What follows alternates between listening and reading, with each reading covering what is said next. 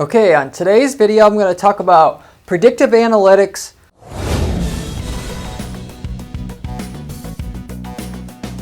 and how that coincides with PPC campaigns on Google. So you could run better PPC campaigns on Google and get a better return on what you're doing. And that could be to bring your return up to where it's acceptable or to make your return even better, of course. And so what I'm going to do basically is we're going to be able to show you here how to actually find what this is predictive analytics is about, is where to find your customer or client is at before they know where they're going to be at and before they're going to be in a position to buy what you sell. Or in other words, before the people that normally buy from you be able to tell where they're at before they get to you, so you can be there more often, is another way to put it.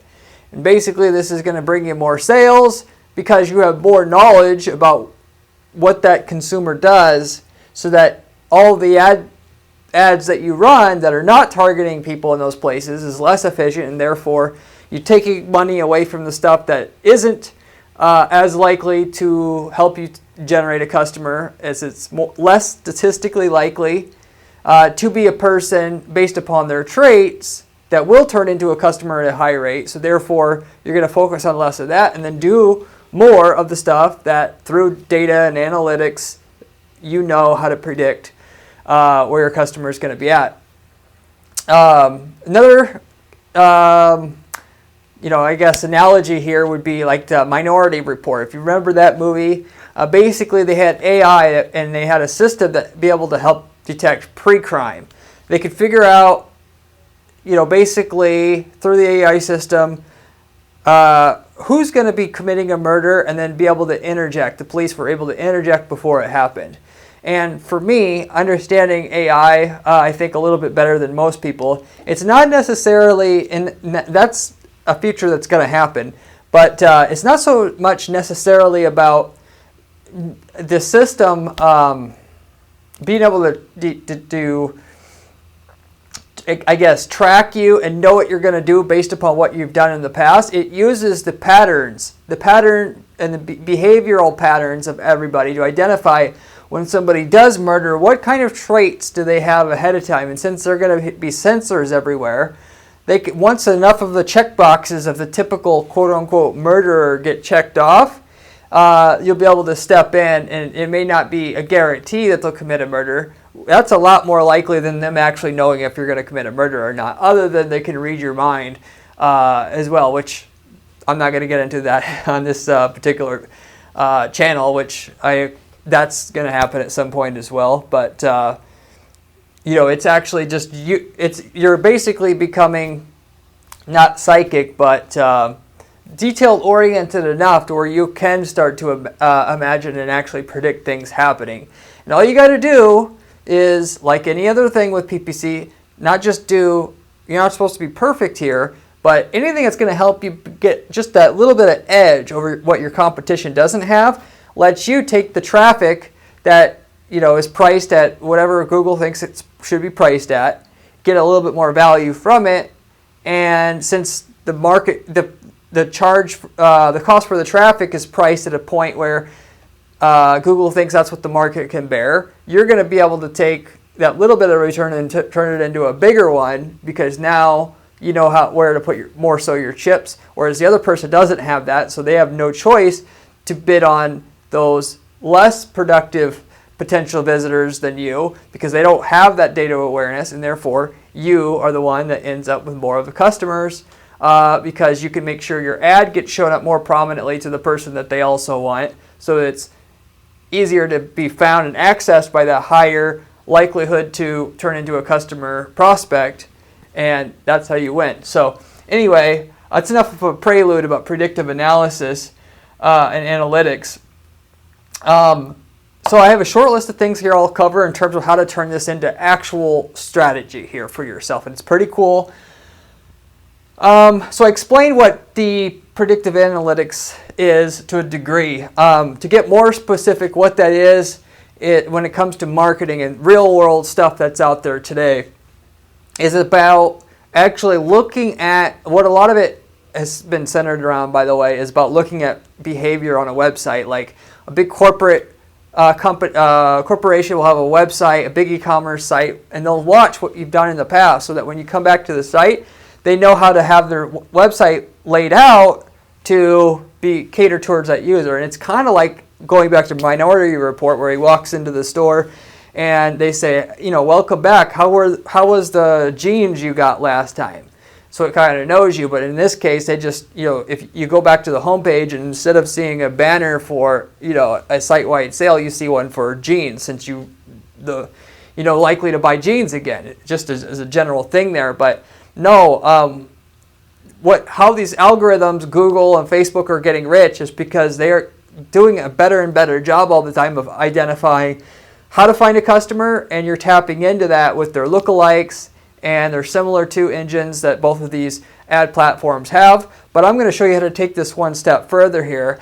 Instead of just letting the algorithm figure it out through processes of elimination and error themselves over a long period of time, you can get to where you're making things work like today by doing a little bit more of the work. And you could use Google and Facebook's own engine to figure out how to find out where that person that's most likely to be a customer is going to be at, and then be there. But you can also do these things to make it work not only faster, but probably better overall even as well.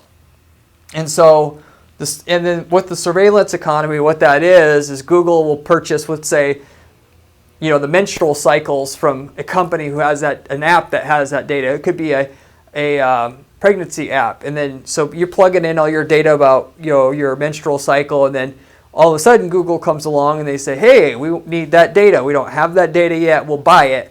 And they use that to feed their own engines as to when you want to run quote unquote smart display advertising campaign. They could pretty much through that data and just kind of what I was touching on before through what's called machine learning, and then figuring out the people that do buy in the past from all the advertisers, the traits that they had, and then so using that information to see where your ad should show up next.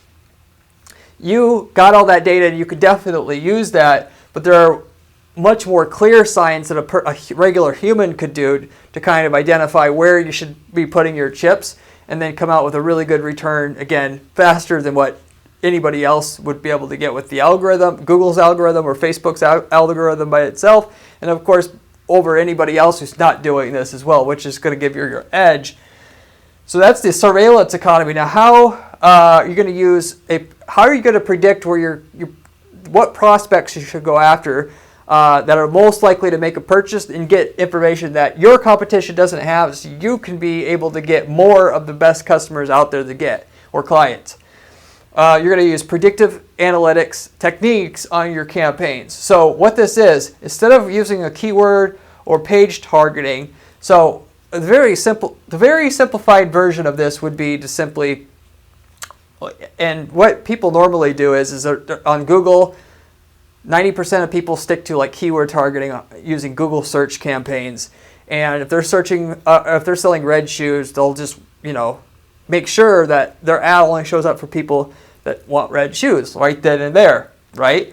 But over the last 5 years, targeting of customers on Google has gotten a lot more sophisticated in that you can have your ad show up on Google when they are searching for red shoes. Yeah, you can do that. Also, of course, if they're on a web page that talks about how to buy red shoes and getting the best deal, let's just say, or how to get the best deal on a new transmission, what brand to buy, and so forth, you can have your ad show up there, which would be your display network advertising.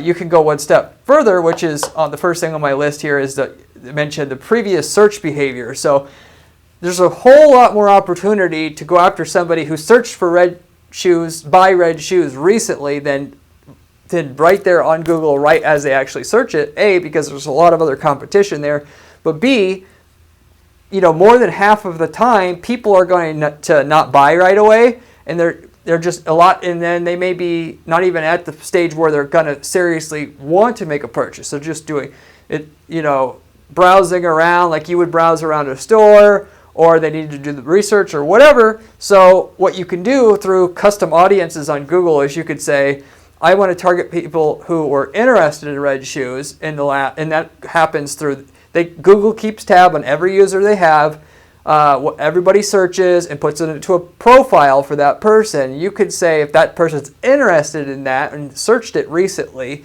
you can go after them.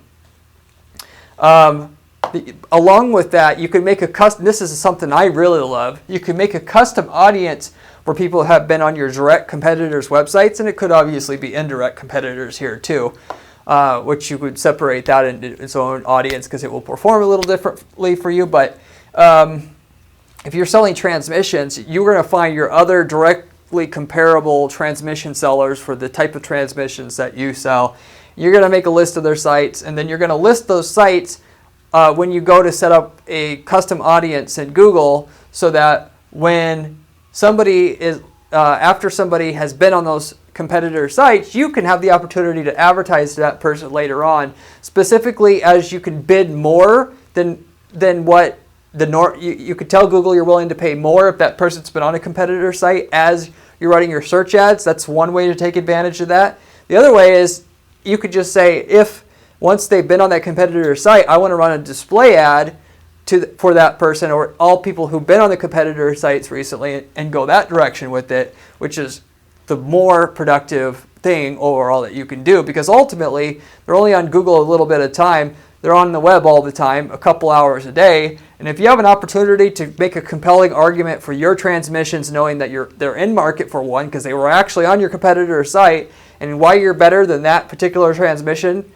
what you're selling is better than those transmissions and their selling points, you can have a series of ads that show up for that person after they've been to that use the competitor site, making your case of why you're better, and then slowly, subconsciously marketing to them enough to where, and with testimonials and reviews, that they slowly are indoctrinated on your product being the best. And so later on, when they make that 0-point decision of, yes, I have to buy a transmission today, I can't wait any longer, you're the one that they're going to now buy it from, not them. And so with that, as a side note, it's a little hard to identify people clicking straight through that ad and buying.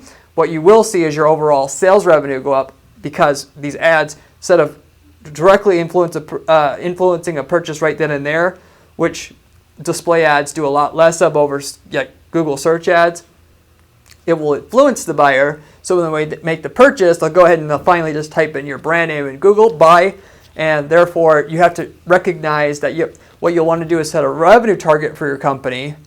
You invest so much in that particular method through ad spend, set a revenue target that, if you say, I'll spend $100 a month on this, I want my sales to go up $1,000 a month, watch the overall sales, and once you hit the $1,000 a month, okay, I'm going to invest $200 a month in this, and I want the sales to go up $2,000 a month, kind of like that. But that's in general how you take advantage of that first one there, which is a predictive analytics type of tool. It goes way beyond just regular keyword or page targeting.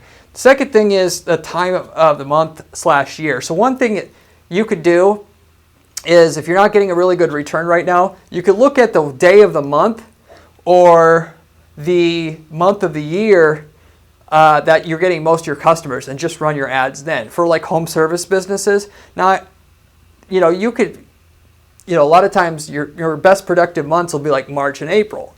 Well, if you're not getting good return the rest of the year, why not run March and April? But you could see that through the data and then just predict there's certain times, mid-April to like mid-May, you're going to identify and then run your ads there.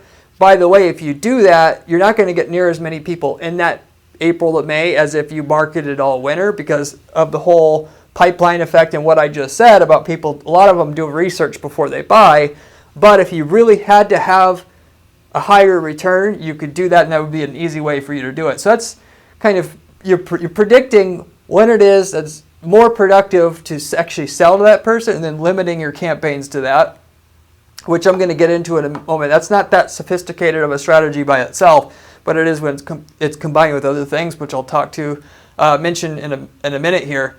And then only certain times of the month. So like, the people that I mentioned that the average person procrastinates before they actually make a decision on something. And the higher the price of product or service it is, the longer they generally procrastinate, because that's just the nature of things with the sales cycle for different products and services out there in the different markets. That a lot of times people will wait till they get paid. And so if you look at your month-to-month data, you'll see a big surge in your e-commerce sales, for instance, if you're in e-commerce, the first and second and third, and then it'll drop off.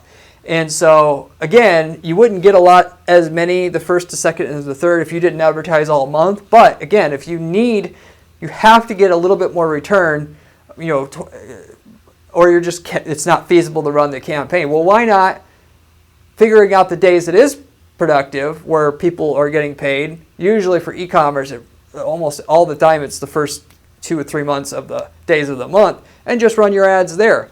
But you can then predict when the people are actually going to be in the mood and in a buying mood, if you will, so that you can just get in there.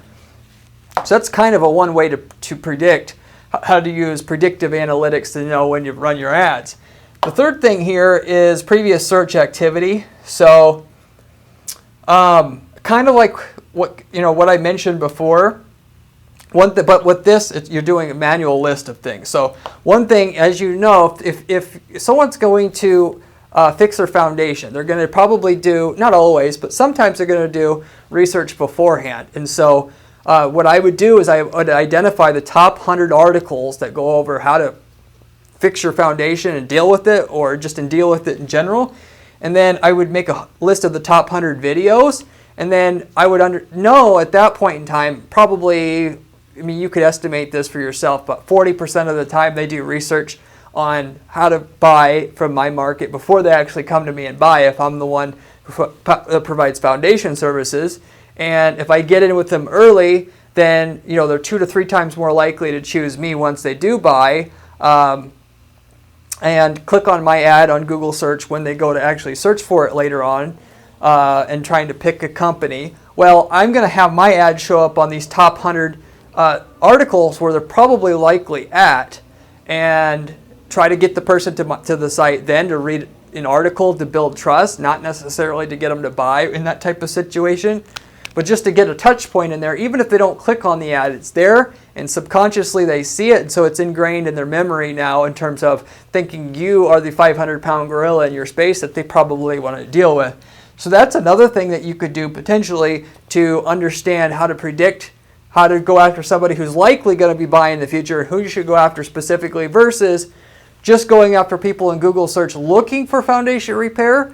But given that there's 4, 5, 10 companies to pick from, they probably won't click mine.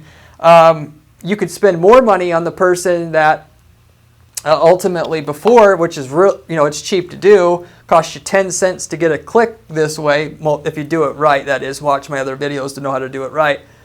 And then later on, once that person that's doing research, by the way, and by itself, is more likely to purchase later on when they do search, you can predict which person's worth spending money on. But on top of that, you got their attention, which makes it even more likely.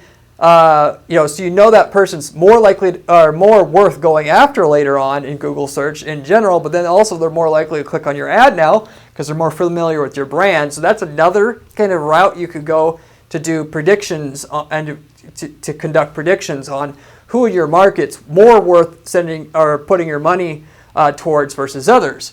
But overall, to sum things up though, the third thing on my list I wanted to talk about is when you start combining things, that's when the real magic happens.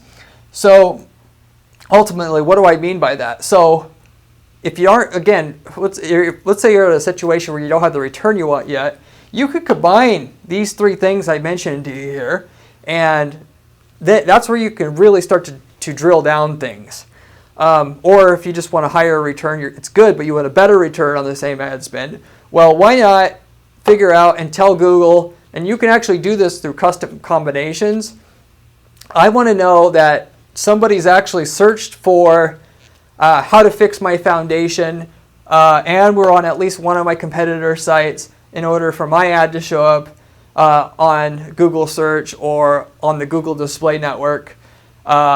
and I want to make sure that they're searching in March or February, and I want to make sure that they actually watched one video and one article, or at least two videos and two articles, something like that. Because you could walk it back and you can find the customers you get now.